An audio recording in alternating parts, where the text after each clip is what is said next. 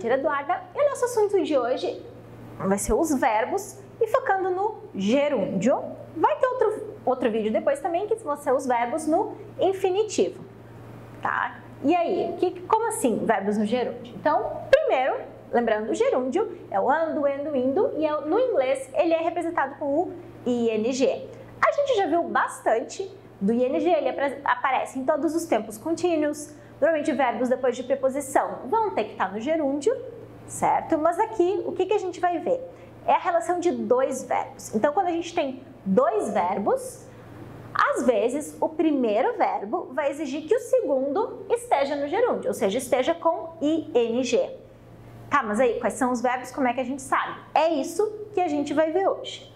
Então, tem, na verdade, três possibilidades, né, dessa construção de verbo com verbo. Então, a gente pode ter o verbo, o to, que é a marca do infinitivo, e o verbo. Então, aqui seriam os verbos do infinitivo.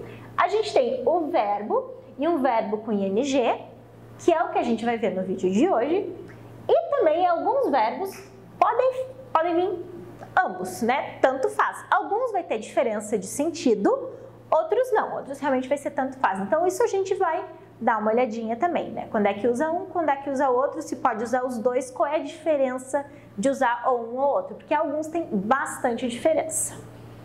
Mas então, vamos lá. Então, aqui, esse autor, o George Will, vai dividir esses verbos em 4 tipos. Então, a gente tem verbos que depois deles vai exigir que tenha that. Então, argue that, assume that, say that. Lembram lá dos vídeos sobre o reported speech? Lembra que, he said that. Então, alguns verbos tem que levar o that depois, a gente não vai falar deles. Então, aqui é o que realmente vai interessar para a gente. Tem verbos que só podem ser usados no infinitivo, tem verbos que só podem ser usados com ing e os verbos que tanto faz. Então, o nosso foco vai ser nessas duas partes, o ing e o que pode os dois também. Então, além desses exemplos aqui, tem alguns outros verbos, não são todos os verbos que podem ser usados, mas são realmente os mais comuns de aparecer para vocês. A gente tem avoid, consider, detest, enjoy, fancy, finish, like, love, prefer, stop, hate, admit, carry on, consider. Então, a gente vai ver alguns exemplos, né, e como usar. Então, olha só. Um dos casos que a gente vai usar o ing é quando o verbo, o segundo verbo, for ter status de substantivo. Como assim? Por exemplo, I enjoy reading. Eu gosto de ler. Mas não é necessariamente a ação que a gente está falando. Eu gosto de ler. Então, esse ler, na verdade, vai ser considerado substantivo. Porque uma maneira da gente formar substantivo do inglês é colocar ing no verbo. Então, he stopped smoking. Ele parou de fumar. Então, também vai ser. Normalmente com stop a gente vai ter ing, então. She couldn't stop him doing what he wanted. Então, duas possibilidades. Pode ser o verbo e o outro com ing, ou a gente pode ter um pronome aqui, dependendo do que for que a gente for dizer. Então, daí o pronome vai entre os dois verbos, né? Parou ele, ela não pôde impedir ele de fazer o que ele queria. Veja que no português a gente não vai usar o gerúndio para isso. Então, não necessariamente vai ser a mesma coisa no português e no inglês. Eles evitaram responder as minhas questões. No português, a gente vai usar o infinitivo. Já no inglês, they avoided answering my questions. Vai ser com o gerúndio. Então, quando esses verbos tiverem status de substantivo, muitos deles são usados com hate, love, enjoy e like. Quando a gente está falando dos nossos gostos, se a gente gosta, não gosta, odeia, normalmente o verbo que vem depois vai estar com ing. I like listening to music. I enjoy reading. We hate watching horror movies. Então, esses são alguns exemplos quando o verbo tiver um status de substantivo.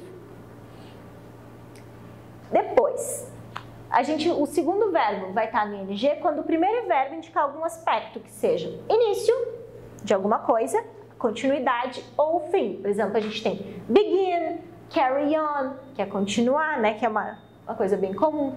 quit, stop, stay, start, resume. Então, quando a gente tem esses aqui, normalmente o outro verbo vai vir no ing, que vai indicar esses aspectos de tempo.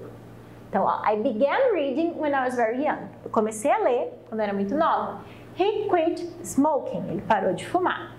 They continued answering the teacher's questions. Eles continuaram a responder as perguntas e we resumed watching the movie. Nós voltamos a assistir. Então, lembrando que resume não é resumir.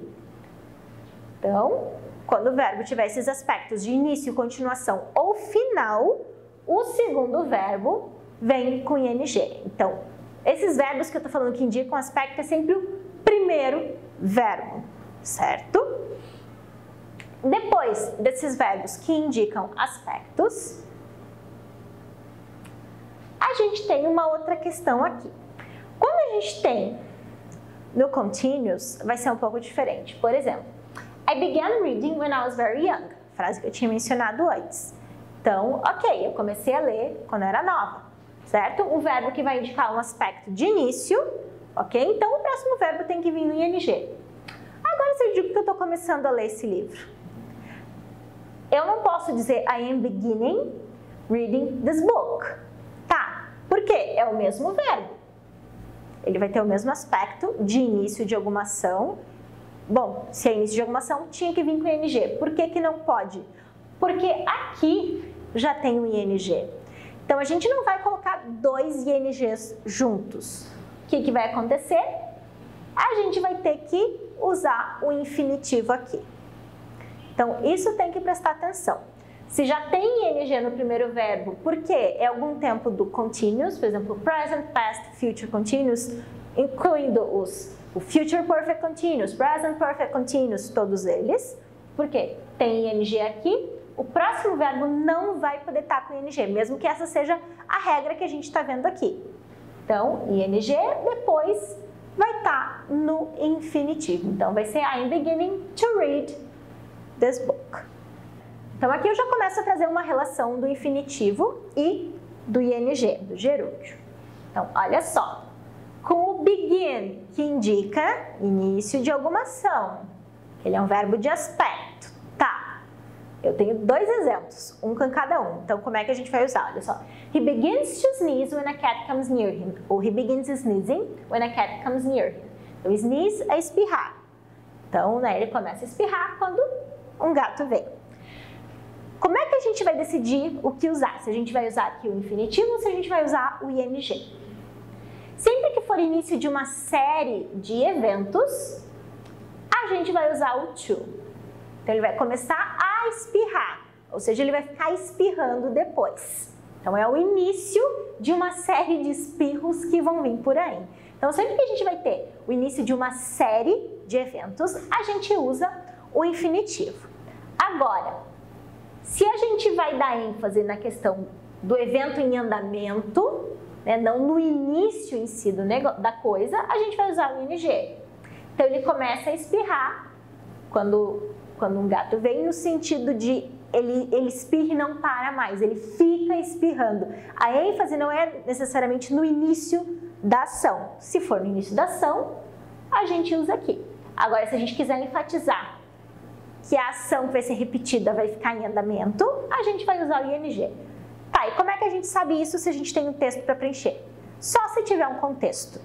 Então, quando estiver fazendo exercício, aqueles de preencher a lacuna, segue a regra geral.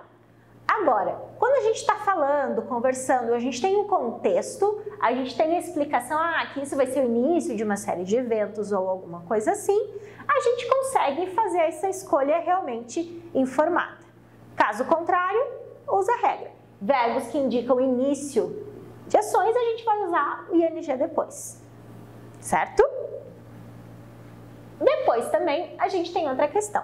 Se o verbo que vem depois é um verbo de estado, mesmo com esses verbos, se o primeiro verbo for esse verbo de aspecto de início, continuação ou fim, né, a gente sabe que bota o ing. Agora, se o verbo que vem depois desses verbos que indicam esses aspectos for um verbo de estado, ou seja, o verbo to be, o understand, que são comuns, want também, Então, quando os verbos de estado vierem com esses aqui, eles vão estar no infinitivo. Por quê? Porque a gente normalmente no inglês não vai colocar verbos de estado no gerúndio.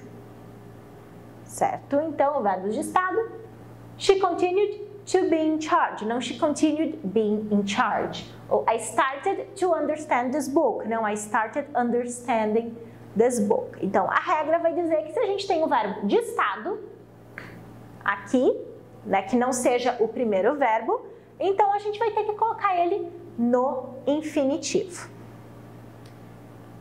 Então, por esse vídeo é isso. No próximo, então, a gente fala de relações, principalmente do infinitivo, mas também vai ver as diferenças realmente de significado de usar gerúndio ou de usar o infinitivo, certo?